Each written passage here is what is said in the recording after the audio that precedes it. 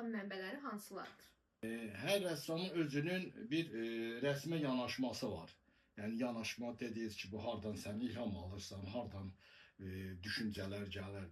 Bir ilk insanın bir zorlandığı bir dövr olur. Yəni rəsm necə düşünülür, rəsm necə olur? Rəsm ədəbiyyat deyil. Rəsmin özünün bir baxışı var və yaxşı düşünüb yaxşı rəsmə çevirə bilmirsən. Onu rəsmsəlləşdirmək belə bir şey gərəkir. Ona görə də 2-3 ildən bir özümü yeniləməyə başladım. Məcburan baxırsan ki, içində düşüncələr, nə bilim, dünya rəsmindəki rəssamları incəlirsən. Ədəbiyyatçıların ədəbiyyatdan oxuduqdan sonra baxsan ki, həyata baxış başqa bir formadır. Sən düşündüyün kimi deyil. Bu rəsmin özünün baxışı var. Başqa bir formda baxman gərəkiyor. Bu bir sənətdir. Sənət yaratman gərəkir. Nəsə o yüzden də mənim bugünkü mənim rəsmlərimdəki mövzuların %80'i deyim, yaşadığım həyatı mən çəkirəm. Nə yaşarsam, ətrafımdakı dostlarımın, bütün ölkədə, bütün dünyada olan gedən prosesləri, məni təsir edən hər şey, istər bugünkü müharibələrdən, istər keçən müharibələrdən, həyatda olan bir dostumun bir ailə həyatını mənə özünü söhbət edirsən, məsələn, nədən bir problemlərimiz var. Onun problemləri yaratdığı zaman son rəsmlərimdə də göstərmişim. Məsələn, buraxılan ailədə ayrılıq, ortada stolun üstündə bir tane açarı bırakıp gedir. Yani bu ayrılık sembolik olarak orada. Bu onu mənə anlattığı zaman mən bunu rəsmə çevirdim. Yani mənim əsərlərim, çəkdiyim rəsmlərin %80'i deyim ki, bütün həyatımda yaşadığım, özümün yaşadığım, ətrafımda yaşadıklarım onlardan mən qıdalanıram yəni. İlk impulsiv hansı mərhələdə və hansı daxili və ya xarici zərurət sizi qaynaqlandırdı ki, rəssam olasınız? Rəssam olmağı heç vaxt qərar verə bilmir ki, mən rəssam olacağım. Rəssam olmaq üçün yol keçirsən. Əvvəl böyük bir arzularla başlayırsan, oxuyursan. Deyirsən ki, bunu çəkim, bunu çəkim, bunu çəkərsəm daha yaxşı olurum. Burada oxursam daha yaxşı oxurum. Ən böyük məktəb həyatdır. Həyatda, universitetdə, akademiyalarda sənə rəsm necə çəkilir öyrədilir. Yoxsa sənət necə olur onu öyrətmirlər. Onu sən özün yaradırsan. Yani bu prosesləri keçdikdən sonra, yəni bu rəsm, hər şeyi çəkirsən. Məsələn, mənzərə, naturallar, portretdə, dünyada ən bir numaralı rəsmdə bir numaralı figurativ sənətdir. Bunu figurativ stildə çalışan rəssamlar onlar bir numarada. Heç kim səni aldatmasın. Portret bir fragmentdir. Natürmort həyatın bir fragmentidir, bir hissəsidir. Mənzərə həmçinin ancaq figurativ rəsm sənətdir. Onu hər rəssam o figurativə girmir. Çünki onun böyük bir problemləri var. Onu gəlmək üçün bütün yolları keçməlisən. Sonra figurativin de özünün qanunları var. O qanunları öyrənirsən. Öyrəndikdən sonra bunu illərini verəcəksin. İlləri verdikdən sonra sən hiss edirsən ki, səndə nələr yetmir. Dünya rəsmindəki olan rəssamlara incəlirsən, baxırsan və özünün neçə ilki praktikanın üstünə əlavə eləyib yoluna davam edirsən. Əsərlərinizin kontekstində daxili aləm yoxsa dövr problemləri durur? Ümumiyyətlə, mən heç bir şeyə təpkisiz qala bilmirəm. Heç bir şey, duyğusallıq şeyini, məndə hər şey mənə təsir eləyir. Yolda baş verən bir, nə olursa olsun, bir itəni, pişiyəni, ağacamı, həyatda yaşanan hər şeyə qarşı içimdə bir təpki var. Dünyadakı olan hər şeydə, bugünkü istər keçmişdəki olan, tarixdə olan haqsızlıqlara təpki var. Rəssam üsyankardır, rəssam üsyankar olur, rəssam hər şeyə qarşı çıxır, rəssam dünyada Allaha da qarşı çıxır. Yəni Allahın yaratdığı bu gözəlliklərə biz qarşı çıxırıq. Ekspresyonizmin özü, futurizm, fovizm, ne bileyim bunların yaranan modern resmin hepsi, bunların hamısı ona qarşı çıxmaq deməkdir. Yəni qarşı çıxdığın zaman sənət yaranır. Yoxsa onu təsdiqlədiyin zaman sən heç bir şey eləmirsən. Ona görə də rəssamlığın belə bir şeyi var. Müəllim çox önəmlidir. Müəllim sənə yaxşı bir yol göstərən olursa, sən yaxşı rəssam ola bilirsən. Yoxsa rəssam bu gülü çək, o gülü çək, onu çək, bunu çək. Gözəlliyi Allah yaratmış. Biz sənət yaratmalıyıq. Onsuz da o gözəllik var. Yəni bilmirəm, mənim həyata baxışım və sənətə baxışım hər zaman düşünmüşüm özümə aid olsun. Yəni öz gözlərimlə baxım. Özüm duyum, özüm hiss edim. Baxmışım, öyrənmişim. Ancaq hər zaman özüm kimi olmağı seçmişim. Yəni nə qədər ola bilirəm, onu bilmirəm. O nə qədər olmuşam, onu da bilmirəm. Önəmli deyil. Yəni hansı səviyyədəyim. Heç kimlə yarışmıram. Heç kimlə mənə maraqlı deyil. Mən öz işimi görürəm. Bu qədər. Əsərlərinizin başlama prosesi necə alınır? Hər zaman arada söyləyirəm, bugünkü gənclik biraz hazıra qonur. Mən bugünkü digital şeylər ortaya çıxdı. Mən onlara da qarşı deyiləm. Kim istərsə eləyə bilər. Nə istərsə eləsinlər. Ancaq bu rəsmlə onun arasında böyük bir uçurum var. Gerçək sənətdən uzaqlaşmadır. Bu bir gerçək sənətdir. Niyə repində gedib oxuyurlar? Çünki repində bunu öyrənirlər. Orada öyrədirlər. Təməli var. Yəni bu kökü var. Yoxsa elə öz-özünü öyrən digitalda. Hər şey digital olunur. Şeyi birdən kopub yıxmaq olmaz. Mən köhnə rəssamların stilindən və onların praktikasından vazgeçmədim. Rəsmdəki elədiyim rəsmlərin dediyim kimi 90'ının hamısının bir eskizi olur, qaralaması olur. 50'ye 70, 80'e 100 gibi bir kağıtlar üzərində eskizlərin işləyirəm. Formu, onu dəyişirəm, yenidən bir daha dəyişirəm. Məsələn, bütün rəsmlərimin eskizi var. Bütün hamısı grafikaları, hamısı hazır, rəngli, rəngsiz fərq etməz. Bunlar hazırlandıktan sonra o aşamaya hazır olduğum zaman xolstun, yani çatanın ölçüsünü hazırlayıram. Ona göre eskizi ora köçürtmürəm. Eskiz bir yoldur, bir damladır mənim üçün. O fikri oradan alıram. Çatana aktardığım zaman, yani ora yerleştirdiğim zaman onu rəssamlar gibi birinci etap, ikinci etap, üçüncü etapa ben o kanuna uyaram. Çünkü birinci etap, bir etapta bitirdiğim resimler çok insan beğenir, çok insan beğenmir. Çünkü o yarımçıq kalır. Çok adam yarımçıq resim sever, etüt havası olan bir resim. Ben de özüm severim, ancak hiss edirsən ki, bunda her şeyi sen bitirebilmedin. Yani bu yarım kaldı. O yüzden de mecbur kalıp ben birinci etapta bütün resmi bitirirəm.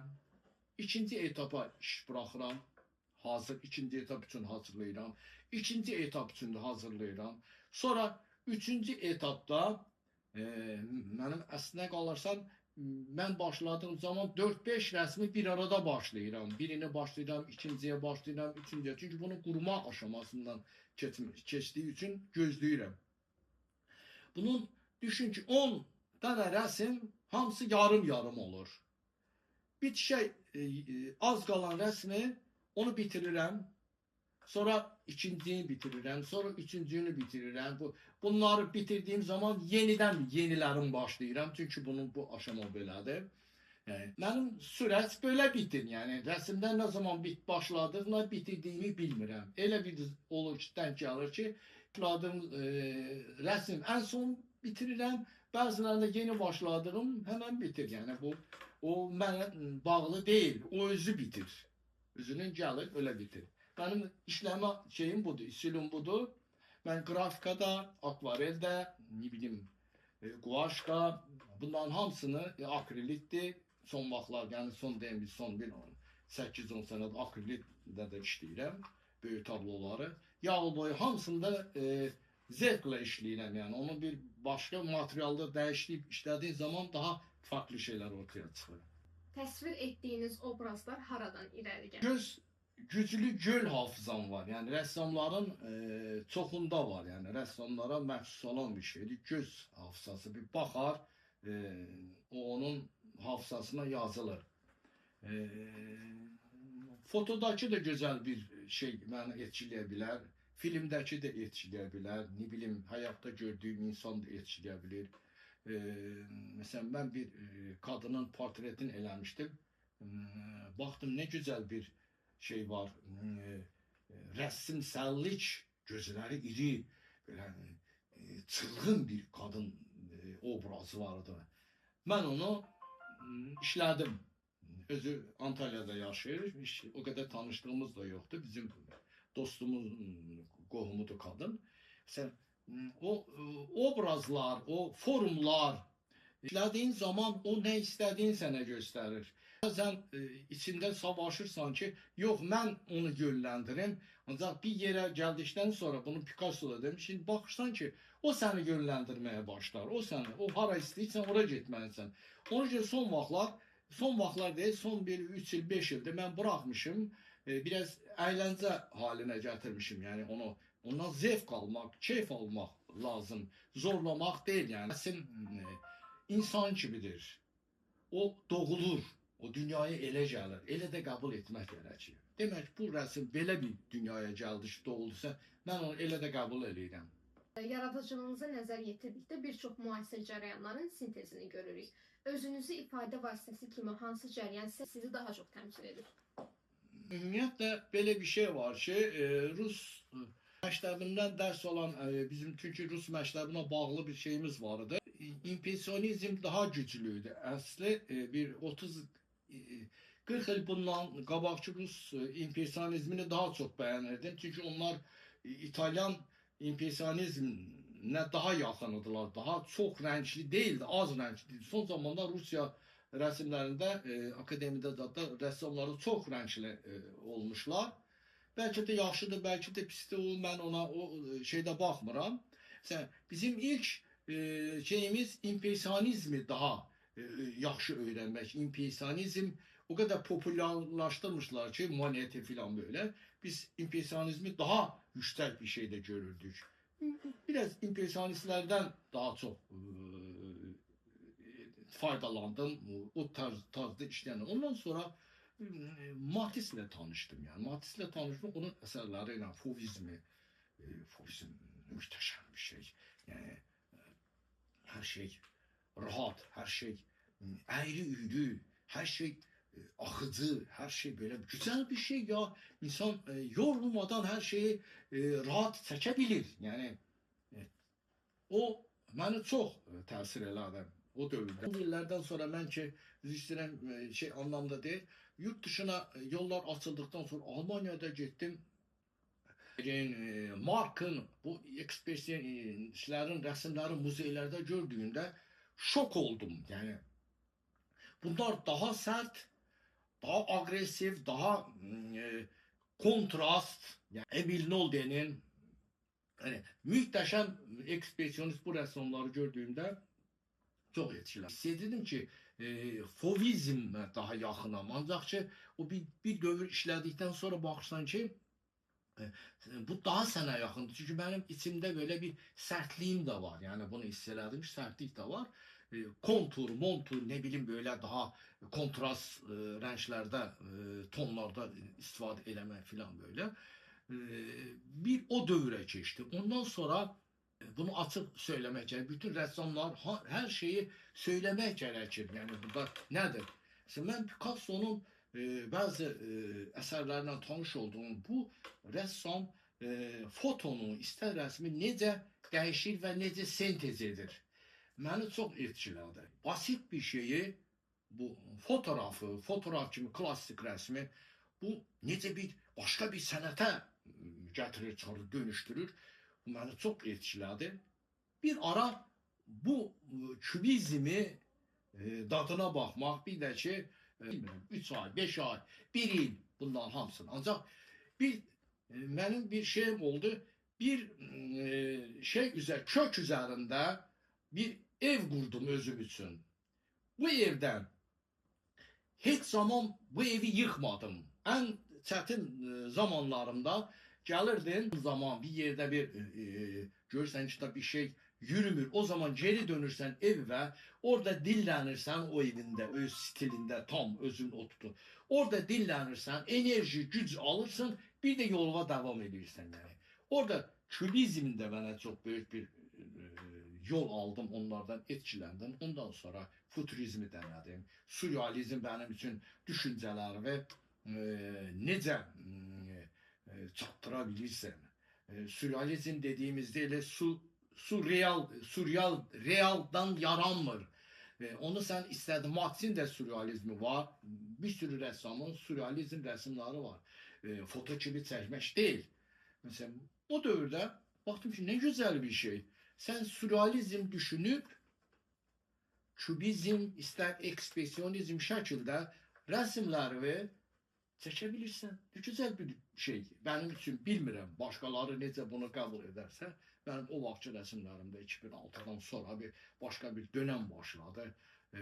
Balık başlı insanlar, yani insanlar birbirinin iki balık birbirinin başını yeyirlər, birbirini böyle. Bu insanlar birbirini yemeye başlamışlar. İster siyasi olsun, ister hayatta bir şeyler olsun. O vaxtki dediğim gibi resimlerimde bunlar özünü göstermeye başladı. Ancak o zaman daha şeye ağırlık verirdim. Düşünce ve forma. Yani resmin güzel olmasına fikir vermirdim. Çünkü resmin bir temeli var. Kompozisiya, onun sonra düşüncesi, onun necə formu. Resimde formu eləmədin, çox rəng elədinsə, bir dövrdən sonra sen resimleri bitirəbilirsən. Form her zaman önemlidir. Ondan sonra ben yavaş yavaş 2010'a kadar bu şekilde resimleri götürdüm. 2010'da kendi özüme bir karar verdim. Dedim ki sen bu kadar öğrendin, bu kadar geçtin yolu bu. Demek bundan sonra azat bir yol almalısan. Yani yola çıkırsan. Ondan sonra yola çıktığım zaman yani bir resim çıxar, bir resim çıxmaz, heç önemli değil bunlar. Yolunu devam ettiğin zaman görürsən ki, sen özünü tapmağa başlayırsan, yani yavaş yavaş. İllərcə özüme biriştirdiyim, yani topladığım ressamların o şeylerini, o bilgilerini illərcə ben özüme yüklenmiştim. Ondan sonra bunları bir çıxartmağa başladım. Çünkü bunlar mənə engel olurdular. O yüzden de ben bunları çıkarttıktan sonra yavaş yavaş hissettim ki ben özümü, bu formu, bu rengi, bu kompozisyon, demek düşünebilirim. Demek düşünebilirsin. Hiçbir yere bakmaya gerek yok. Hiçbir ressama incelemeye gerek yok. Yani evveller bir müəllim dediğin insanlar vardı. Getirdin resme bakırdı, sana yol gösterirdi. Harda hatan var, onu göster. İndi elə şeyler yoktu. Hamı müəllim olub. İndi herkes her şeyi bilir. Çünkü ben hansı stildəyəm, hardayam, kiməm onu da bilmirəm. Ben